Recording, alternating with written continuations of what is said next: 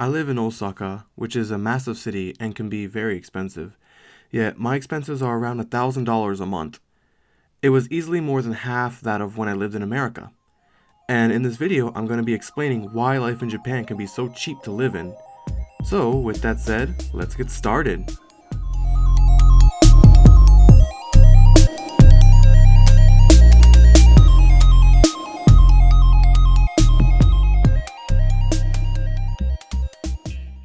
So, let's start with the housing. I have found apartments as low as $150 a month. Granted, they were super small, but they existed.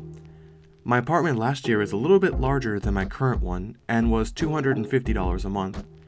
My current apartment is $400, but with free internet.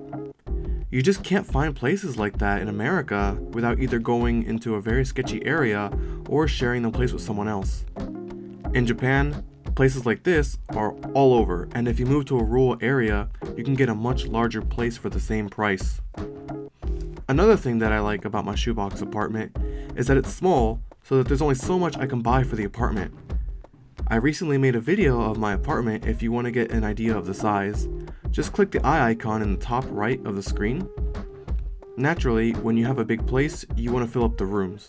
And in my apartment, I can fit a sofa, my PC, and a bed, and that's about it. So when I am out in the city and I see things that would normally tempt me, I quickly see that I cannot fit it in my home and I do without. This has saved me thousands of dollars among furniture, TVs, and other smaller items that would pile up over time and would fill up my place very quickly. Next up is transportation. A friend of mine studied abroad in America for a year, and when he came back, I asked him what his experience was like. He said, "No car, no go." And that really speaks a lot of truth.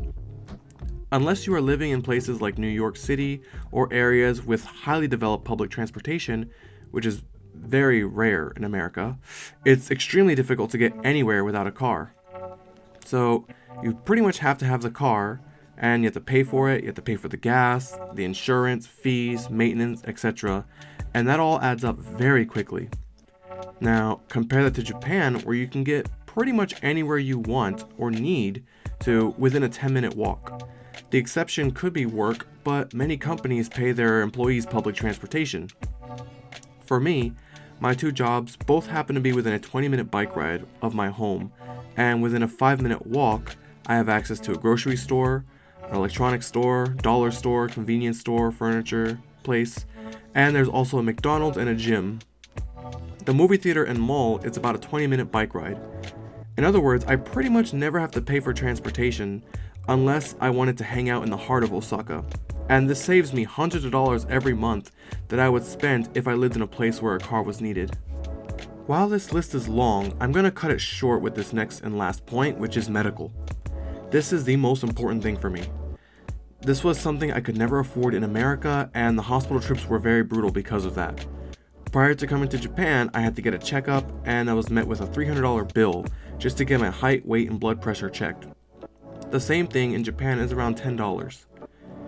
A few years ago, I got a CAT scan for my stomach, and that was $50, while America wanted to charge me $800 for the scan.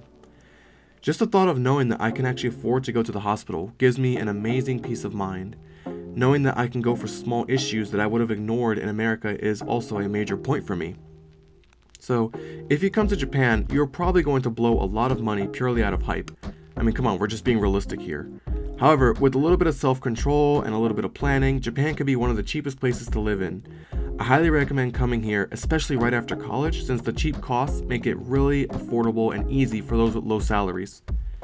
With that said, I hope you enjoyed the video. So we have about 2 weeks left in the year, and I am almost at 500 subscribers.